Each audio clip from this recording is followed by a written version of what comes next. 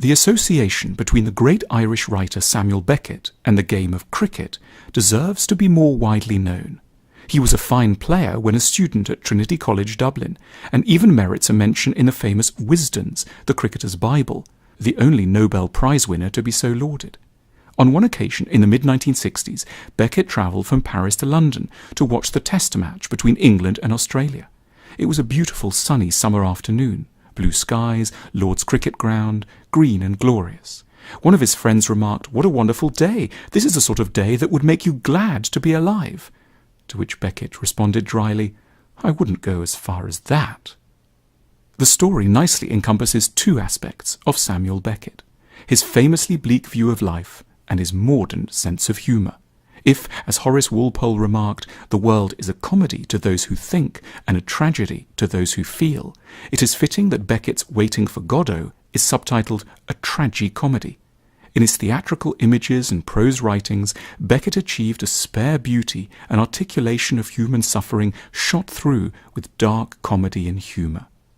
It seems almost too coincidental that this most famous dramatist of desolation, whose work teems with biblical allusion, would be born on the day of the crucifixion.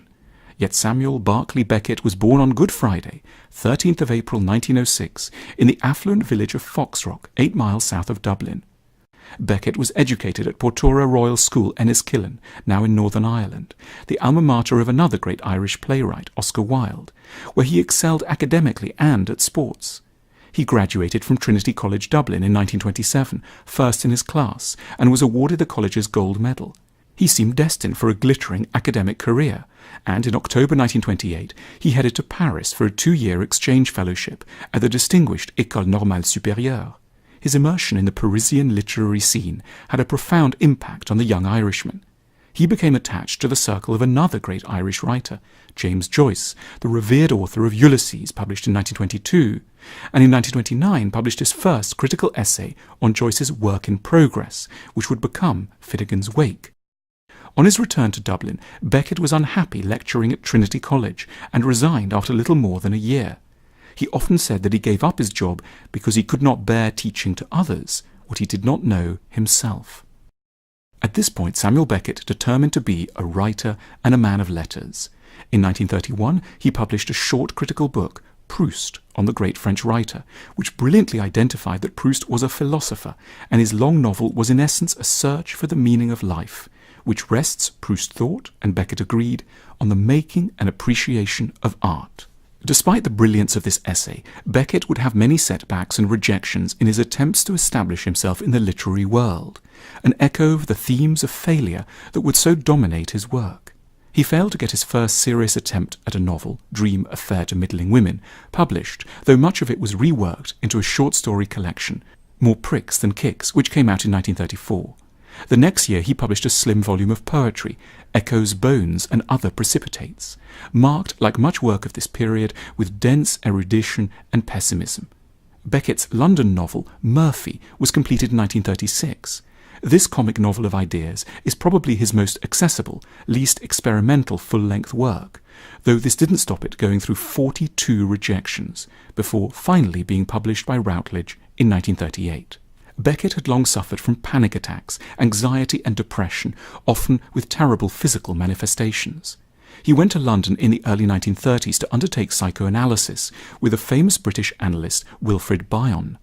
The interest he developed in psychology and psychiatry showed constantly in the asylum scenes in Murphy and in his next novel, What?, written while hiding out in rural France during the Second World War. His personal experience of psychotherapy emerges too in his later work, much of which is in the form of a monologue, where a speaker gabbles in a kind of delirium to a faceless listener, much as one might at moments in analysis.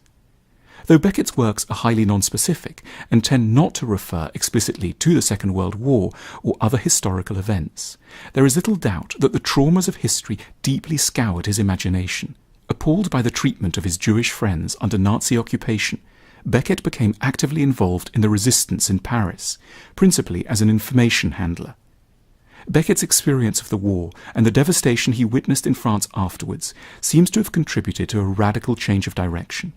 During a return visit to Dublin in 1946, Beckett had a vision or revelation of literary purpose, which marks the divide between his 1930s work, third-person, erudite, omniscient, and the dwindled, bewildered first-person storytelling of his mature prose.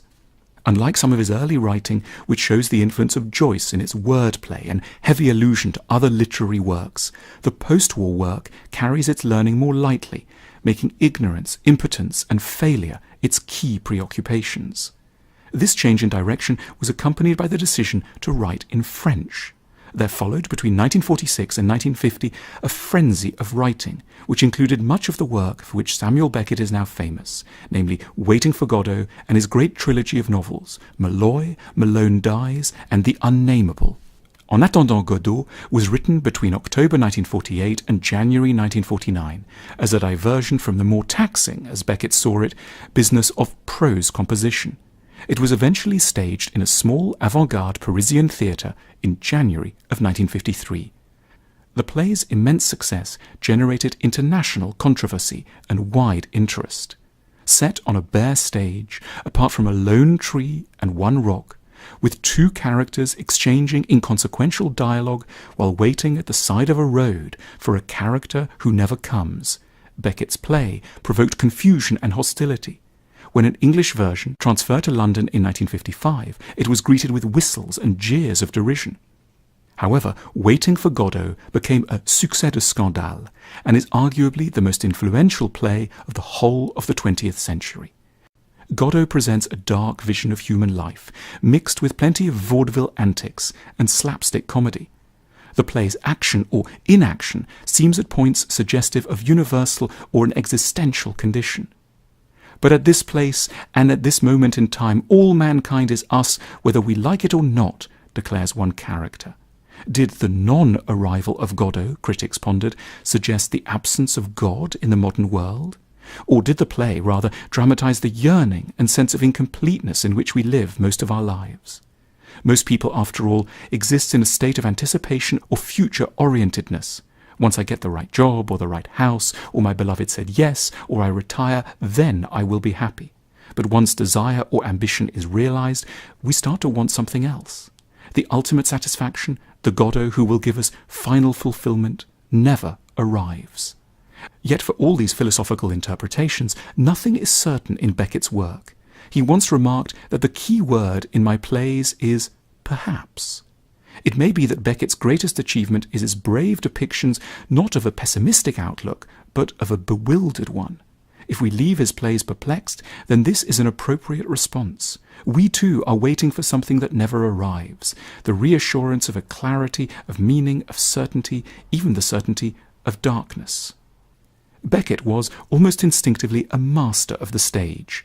His next great play, Endgame, in 1957, gives us the enduring image of human beings in dustbins.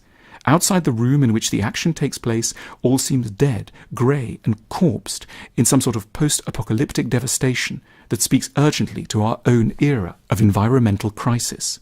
Though a black humour endures, even human values and meanings seem to be draining away. One character remarks, as if in answer to those who would turn Beckett's work into mere philosophy, "Mean something, you and I mean something."